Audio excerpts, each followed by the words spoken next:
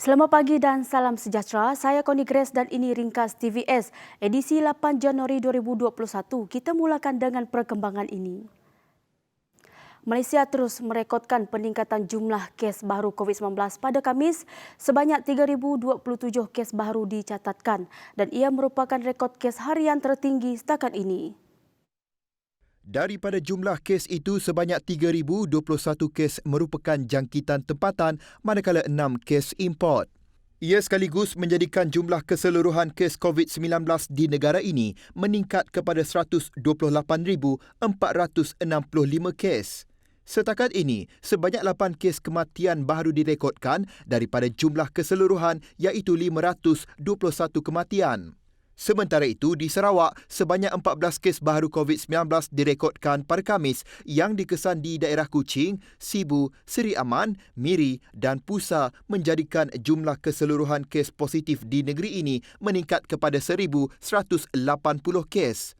Terdapat satu kluster baru dikesan iaitu kluster Keranji Tabuan di Kuching menjadikan jumlah keseluruhan kluster yang masih di Sarawak sebanyak 4 kluster termasuk kluster Mado, kluster Bah Sayap dan kluster Stutong. 2.5 juta daripada 3.88 juta jumlah keseluruhan permohonan pencarum di bawah ICNAR Kumpulan Wang Simpanan Pekerja KWSP bagi kategori 1 telah diluluskan. Lulusan permohonan itu melibatkan nilai pengeluaran semasa sehingga 19.62 bilion ringgit dengan pembayaran bagi 2 bulan pertama melibatkan jumlah 10.07 bilion yang dilaksanakan secara berperingkat bermula 5 Januari lepas. Majoriti baki 1.4 juta permohonan yang belum diluluskan itu pula jatuh di bawah kategori 2 di mana akan mula dibuka pada 11 Januari 2021. Ahli yang tergolong dalam kategori 2 dinasihatkan untuk mula menyediakan dokumen-dokumen berkaitan bagi memastikan permohonan lancar dan cepat. Dokumen sokongan itu juga perlu sah dan tepat untuk menyokong permohonan. Untuk maklumat lanjut, pemohon boleh layari icnar.kwsp.gov.my sementara permohonan masih dibuka sehingga 30 Jun 2021. Sebanyak 150,000 isi rumah bakal menikmati pemberian e-ribat menerusi pembelian peti sejuk dan penyamanan udara cekap tenaga tahun ini. Rebat berjumlah RM200 itu pemberian merupakan peruntukan 30 juta ringgit yang diluluskan dalam belanjawan 2021. Menteri Tenaga dan Sumber Asli Dato' Dr. Samsul Anwar Nasarah berkata, pemberian itu melibatkan pembelian peti sejuk dan penyaman udara cekap tenaga berlabel 4 atau 5 bintang, buatan tempatan atau yang dikilangkan serta mendapat persijilan Siri Malaysia. Ia juga merupakan rebat di bawah program Sustainability Achieve via Energy Efficiency 2.0. Pengguna yang layak memohon rebat ini termasuklah pemilik akaun yang berdaftar dengan syarikat utility seperti Tenaga Nasional Berhad, Sabah Electricity Sendirian Berhad, Sarawak Energy Berhad dan Nur Power. Pemohon boleh mendapatkan e-rebat dengan membawa bil elektrik terkini untuk membuat pembelian secara fizikal di kedai elektrik atau pasaraya berdaftar dengan program SAFE 2.0. Selain itu, pengguna juga boleh memohon atau membuat pembelian secara dalam talian menerusi platform e-dagang yang diiktiraf. Untuk maklumat lanjut, layari laman sesawang www.safeenergy.gov.my. Kita mulakan dengan perkembangan seterusnya. JT Konkrit di Dermaga Kambong akan dibina di bawah projek transformasi luar bandar RTP. Ahli Dewan Undangan Negeri Kambong, Muhammad Ci Kadir. Pembinaan itu akan dilaksanakan dalam masa terdekat dan bernilai RM500,000. Sementara itu, terdapat satu lagi projek yang akan dilaksanakan iaitu Jambatan Lama Perkuburan Islam Kambong. Jambatan yang bernilai RM300,000 itu bakal berwajah baru apabila dinaik taraf dan dijangka siap pada 25 Jun 2021. Kelab Peminat P. Ramlee Sarawak akan terus memartabatkan seni tinggalan seniman P. Ramlee menerusi pelbagai aktiviti hiburan supaya ia relevan terutama dalam kalangan anak muda. Presidennya Datu Dr. Adi Bayo Zaman Tuah berkata, P. Ramlee tidak hanya dilihat sebagai seniman tetapi sebagai pemikir budaya, seorang intelek dan pengkritik sosial kepada masyarakat. Sesuai dengan cita rasa orang muda, Apa yang ingin kita tampilkan ialah melalui persembahan kita sebagai contoh, ianya syarat dengan ilmu.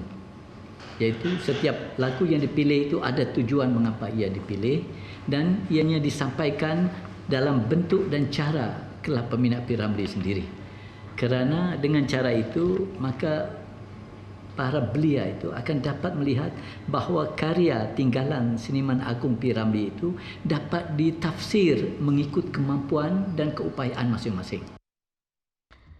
Tambahnya lagi, perjuangan KPPRS mampu diteruskan dengan adanya penyertaan anak-anak muda di masa akan datang. Setakat ini, KPPRS mempunyai 295 orang ahli dengan ahli termuda berusia 7 tahun sejak ditubuhkan pada tahun 2012. Dalam perkembangan yang sama, pihaknya juga berhasrat untuk menjalin kerjasama dengan TVS bagi membuka ruang karya P. Ramlee disampaikan dengan lebih meluas.